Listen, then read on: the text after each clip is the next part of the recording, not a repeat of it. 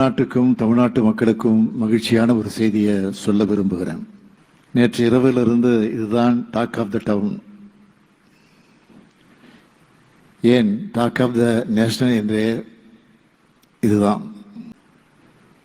நம்ம திராவிட மாடல் ஆட்சியில் தமிழ்நாட்டோட பொருளாதார வளர்ச்சி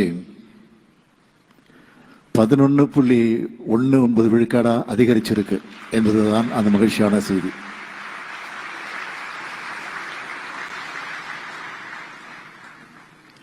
தமிழ்நாட்டோட பொருளாதார வளர்ச்சி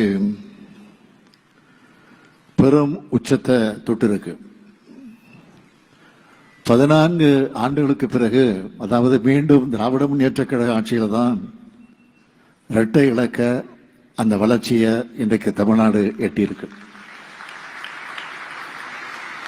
இத நாம சொல்லல, ஒன்றிய அரசினுடைய புள்ளியியல் மற்றும் திட்ட அமலாக்க அமைச்சகத்தோட திருத்தப்பட்ட மதிப்புகளின்படி